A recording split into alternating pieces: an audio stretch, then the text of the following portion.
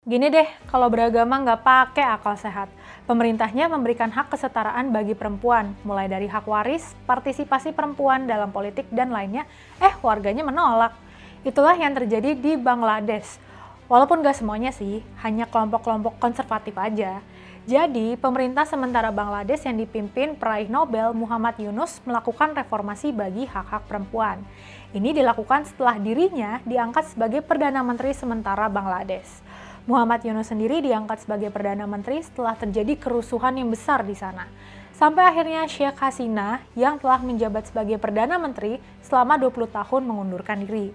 Saat diangkat sebagai Perdana Menteri sementara, Muhammad Yunus berjanji akan membangun sistem hukum yang adil dan setara. Mewujudkan janjinya, Muhammad Yunus kemudian membentuk Women's Affairs Reform Commission. Komisi ini kemudian ngerilis 443 rekomendasi hukum baru per 19 April 2025. Isinya banyak yang progresif dan penting banget. Misalnya, memberikan hak waris setara untuk perempuan dan mengakui bahwa marital rape itu bentuk kekerasan.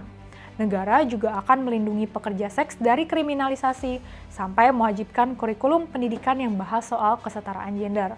Komisi ini juga merekomendasikan penambahan 300 kursi parlemen untuk perempuan dan pengakuan legal terhadap kelompok third gender. Dan yang terakhir, perubahan hukum keluarga agar lebih adil bagi semua agama. Banyak yang anggap ini sebagai tonggak sejarah penting, tapi kelompok konservatif menolaknya. Salah satunya kelompok Hefazat pimpinan Syekh Muhammad Muhibullah Babu Nagari. Mereka bilang konsep gender equality dan third gender itu suicidal concept alias konsep bunuh diri sosial. Kelompok itu kemudian melakukan demo besar-besaran.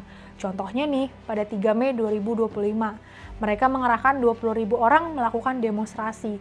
Saat demo, ada 4 yang mereka ajukan. Pertama, minta Komisi Reformasi dibubarin total. Kedua, menolak semua perubahan hukum yang dianggap melawan syariat. Ketiga, minta anggota komisi diproses hukum. Dan keempat, minta agar partai penguasa Awami League dilarang ikut politik lagi. Tapi tuntutan itu nggak dikabulin, dan pemerintah nasional tetap bersikukuh dengan reformasi itu. Akhirnya, Hefazat demo lagi pada 23 Mei. Tuntutan mereka pun tambah banyak. Mereka mau isi laporan komisi dihapus total dan semua kasus hukum terhadap 300 pemimpinnya dihentikan.